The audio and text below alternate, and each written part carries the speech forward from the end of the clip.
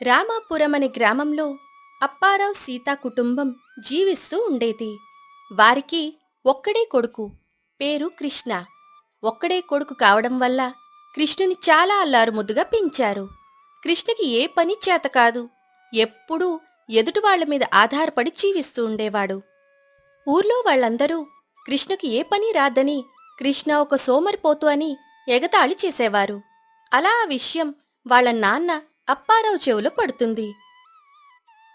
ఒకరోజు అప్పారావు సీతతో, ఏమై సీత, మన కొడుకు దేనికి పనికిరాడని, ఒక సోమరిపోతని అందరూ అంటున్నారే.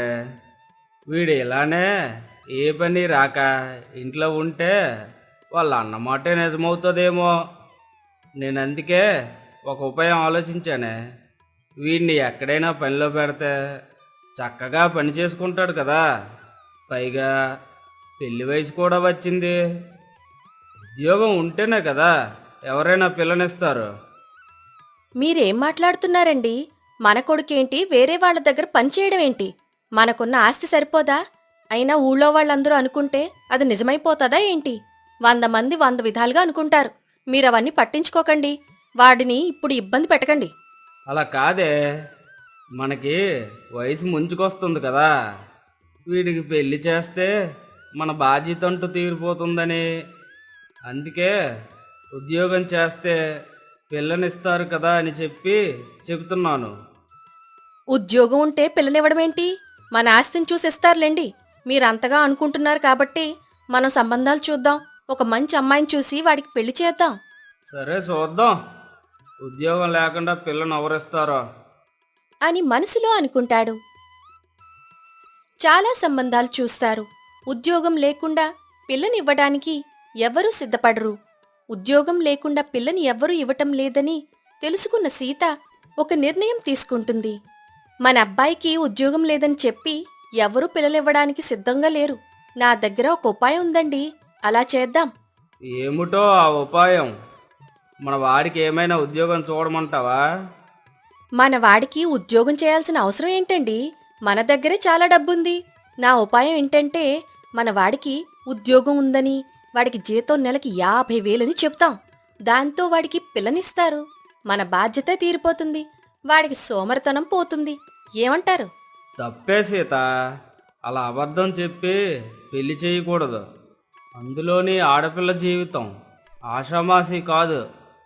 1000 అబద్ధాలాడినా ఒక పెళ్లి చేయమన్నారు. మనం ఒక అబద్ధం కదండి ఆడుతున్నాం. అది కూడా మన కొడుకు జీవితం కోసమే కదా. మన కొడుకు బాగుండడం మీకిష్టం లేదా? అలా అంటావేంటే సీత, నేను కోరుకుంటుంది కూడా వాడి జీవితం బాగుపడాలనే కదా. సరే, నీకు నచ్చినట్టు చెయ్యి.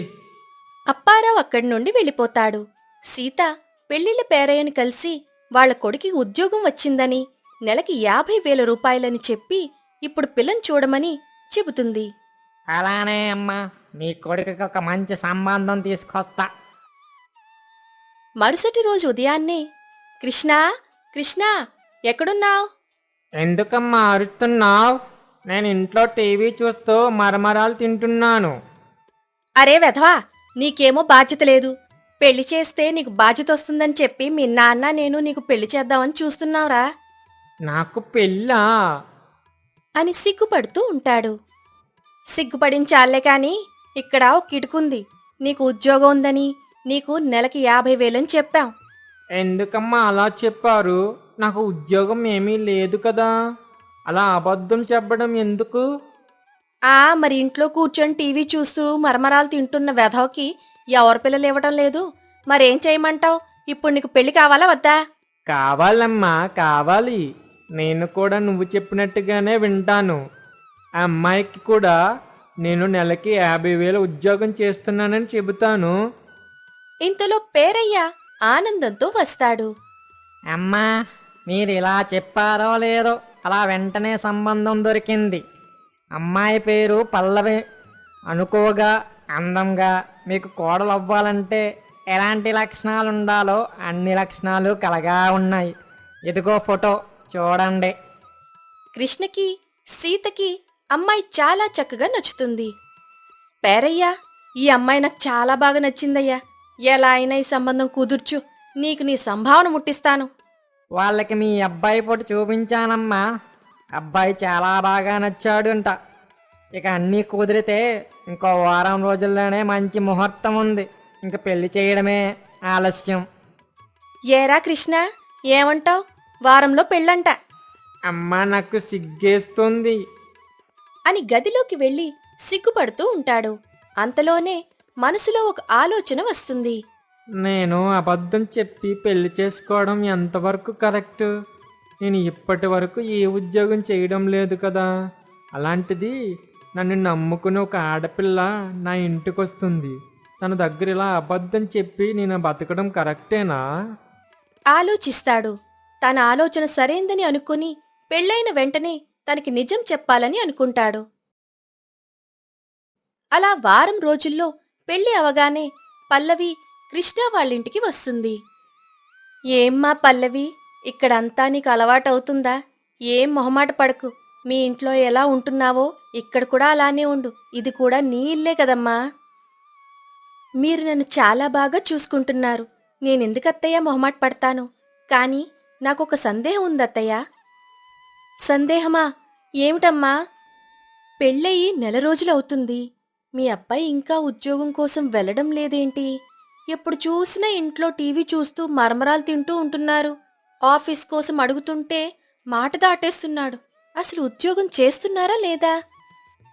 అదేం లేదమ్మా, ఉద్యోగానికి వెళ్తాడు. పెళ్ళి కదా అని చెప్పి నీతో సమయం కేటాయిద్దామని నెల రోజులు సెలవు పెట్టాడంతే. ఆ మాటలు విన్న పల్లవి చదువుకుంది కాబట్టి నెల రోజులు పెళ్లికి సెలవు ఎవ్వరూ ఇవ్వరు కదా అని మనసులో అనుకొని బయటపడలేక, ఓ అవునా అత్తయ్య, సరే అనుకుని వంటగదిలోకి వెళ్ళిపోతుంది. ఆ రోజు రాత్రి పల్లవి ఎలా అయినా కృష్ణుని ఉద్యోగం కోసం అడగాలనుకుంది. ఏవండి, మీరింకా ఉద్యోగంకి వెళ్ళటం లేదేంటి? పెళ్ళి నెల రోజులైపోయింది. మీ సెలవులు కూడా అయిపోయి ఉంటాయి. రేపైనా ఉద్యోగానికి వెళ్తారా? అంటే అది పల్లవి. సరే, నీ దగ్గర అబద్ధం ఎందుకు? నేను ఏ ఉద్యోగం చేయడం లేదు.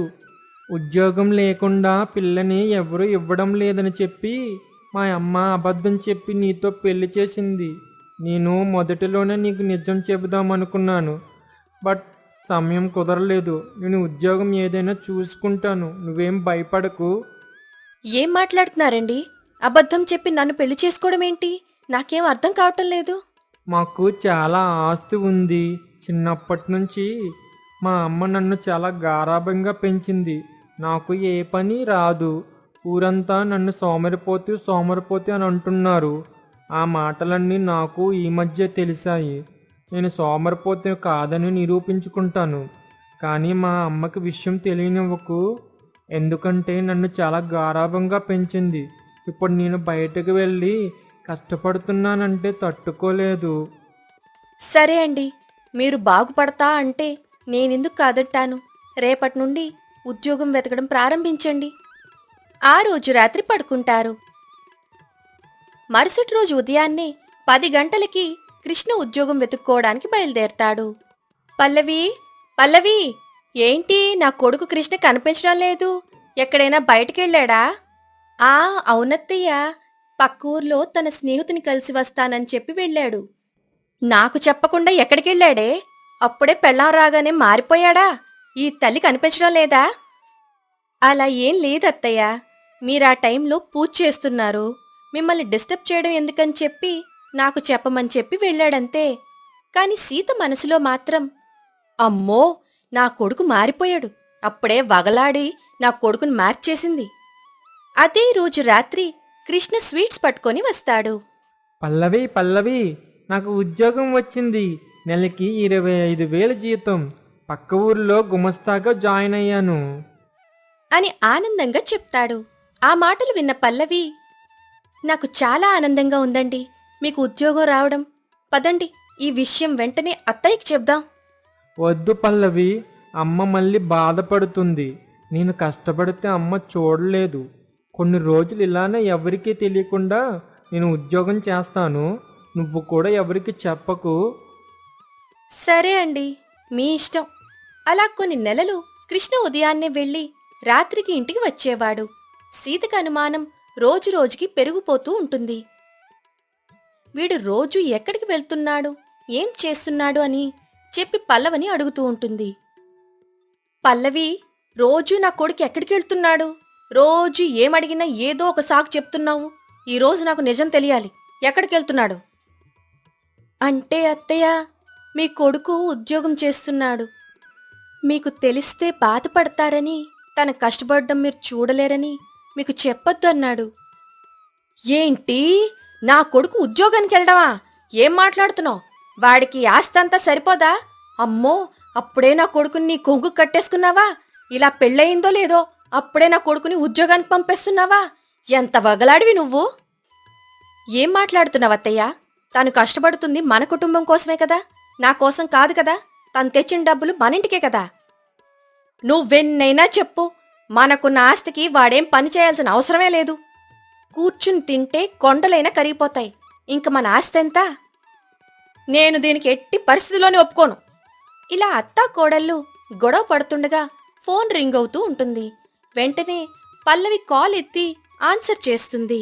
అవతలి వైపు, అమ్మా, మీ మావయ్య గారికి యాక్సిడెంట్ అయ్యింది, అర్జెంటుగా హాస్పిటల్కి రండి.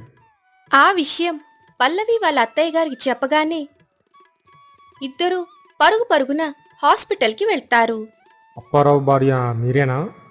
అమ్మ, అతనికి పెద్ద యాక్సిడెంట్ అయింది, ఆపరేషన్కి 30 లక్షలు అవసరం అవుతుంది. అమ్మో, అంత డబ్బా? ఇప్పటికిప్పుడు ఎలా తెస్తాము? మా దగ్గర అంత డబ్బు లేదయ్యా. ఒక వారం రోజులు టైం ఉంటే నా ఆస్తి అంతా అమ్మైనా తెస్తాను అని అంటుంది. ఏం మాట్లాడుతున్నారమ్మా? మీ ఆయన చావు బతుకుల్లో ఉన్నాడు. ఇప్పుడు 30 లక్షలు కడితేనే ఆపరేషన్ జరుగుతుంది. ఆ మాటలు విన్న పల్లవి, అత్తయ్య, మీరేం కంగారు పడకండి. మీ అబ్బాయి పనిచేస్తున్న ఆఫీస్లో మనకి ఇన్సూరెన్స్ ఉంది. సో మనం ఏ డబ్బులు కట్టకుండానే మనకి ఫ్రీగా ఆపరేషన్ చేస్తారు. ఇన్సూరెన్స్ ఉంటే మీరు రూపాయి కట్టక్కర్లేదమ్మా. ఈ ఇన్సూరెన్స్ ఏంటి పల్లవి? నాకేం అర్థం కావటం లేదు. అంటే అత్తయ్య, మీ అబ్బాయి పనిచేస్తున్న జీతంలోని ప్రతీ నెల కొంచెం మావయ్య పేరు మీద, మీ పేరు మీద ఇన్సూరెన్స్ కట్టాను. సో దానివల్ల ఎటువంటి ఆరోగ్య సమస్యలైనా ప్రభుత్వం మీకు ఫ్రీగా వైద్యం అందిస్తుంది. ఆ మాటలు విన్న సీత చాలా సంతోషపడుతుంది. తన కొడుకు ఉద్యోగం చేయటం వల్ల కలిగిన లాభం చూసి ఆశ్చర్యపోతుంది. అలానే తన కోడలు తెలివిని చూసి కూడా సంతోషపడుతుంది. మనసులో ఇలా అనుకుంటుంది, నా కొడుకు ఇలా ఇంట్లోనే ఉంటూ సోమరిపోతులా ఉంటే ఈరోజు మా ఆయన్ని నేను బ్రతికించుకోలేను. మా కోడలొచ్చింది కాబట్టి మా కొడుకు బాధ్యత తెలుసుకున్నాడు, ఉద్యోగంలో చేరాడు. ఇప్పుడు ఇలా అవసరానికి వైద్యం అందిస్తున్నాడు. ఎప్పుడైనా కష్టపడితేనే సుఖపడతామని తెలుసుకుంటుంది. నాకు నీ మీద చాలా కోపం వచ్చింది, నువ్వు నా కొడుకుని కష్టపెడుతున్నావని. కానీ ఆ కష్టం వెనకాతల దాగున్న సుఖం ఈ రోజు నాకు తెలిసింది. నన్ను క్షమించమ్మా. అయ్యో అత్తయ్య, మనలో మనకేంటి, ఊరుకోండి అని చెప్పి అత్తయ్యని కౌగిలించుకుంటుంది. ఇదంతా చూస్తున్న కృష్ణ చాలా సంతోషపడి బాధ్యతగా ఉండడానికి కారణం కూడా పల్లవి అని తెలుసుకొని ఆనందపడతాడు.